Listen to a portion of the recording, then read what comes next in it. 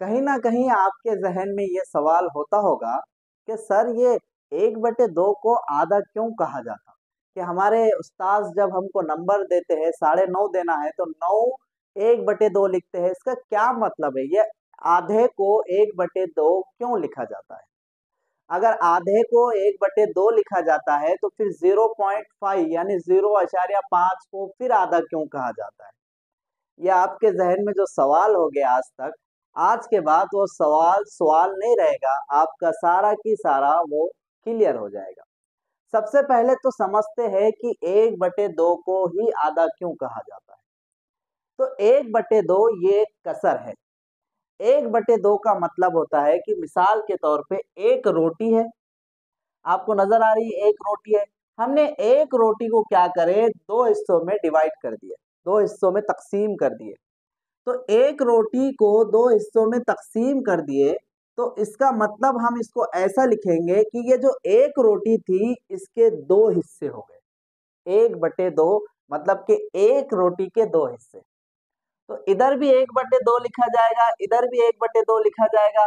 तो ये आधी रोटी मिलके होती है एक रोटी। आपका सवाल फिर होगा कि ये 1/2 अगर आधा है तो क्या 1/2 और 1/2 की जमा करे तो एक होता है? होगा ना सवाल? होता। मैं आपको साबित करके बताऊंगा, क्योंकि अगर मैं यहाँ पर आपको 1/2 आधा होता है समझाकर छोड़ दूंगा तो आप कभी भी मुकम्मिल बात को नहीं समझ सकेंगे। तो मैं आपको यहाँ पर देखिए 1/2 जमा 1/2 ये दोनों कसरों की जमा करके आपको एक के बराबर लाकर बताऊंगा। देखिए सबसे पहले तो इसका जो नसब नुमा है 2 है, इसका भी नसब नुमा 2 है। जब नसब नुमा सेम होते हैं तो उसको मुस्तरिक लिखा जाता है। अगर आपको मुस्तरिक नहीं लिखना है तो यहाँ पर आपको तिरछा ज़रब करना पड़ेगा, तब भी वही जवाब आता। तो जब अगर हमारे पास आसानी है तो हम आसानी ले 1 + 1 यानी ऊपर का जमा कर दिया और नीचे वाला जो 2 है वो मुस्तरिक ले लिए। तो 1 और 1 अब कितना होगा 2, और नीचे क्या है 2 यानी 2/2। 2 एकन 2, 2 एकन 2 यानी कि 1/1। नीचे का एक नहीं भी लिखे तो चलता यानी कि 1 आया ना बच्चों। यानी 1/2 और 1/2 की जमा करे तब भी जवाब एक ही आता। यानी ये 1/2 को आधा इसलिए कहा जा रहा है कि एक कोई भी चीज के दो हिस्से किए गए, इसलिए 1/2 को आधा कहा जाता है। अब फिर आपका सवाल होगा सर फिर ये आधा 0.5 को भी आधा कहा जाता है।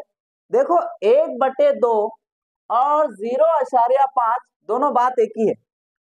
आप बोलेंगे सर ये क्या बात कर रहे हैं आप?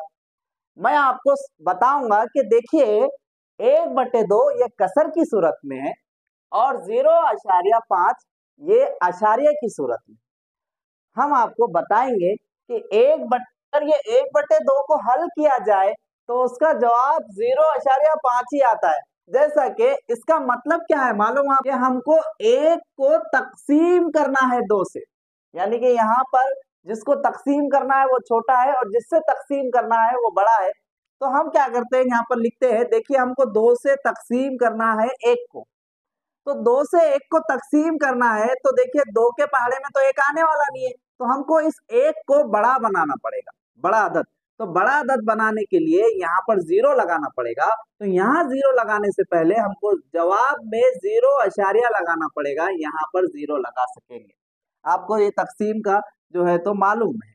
तो फिर हम यहाँ पर देखिए 0 लगाए और ये 1 को 0 बढ़ा दिए तो ये बन गया है 10।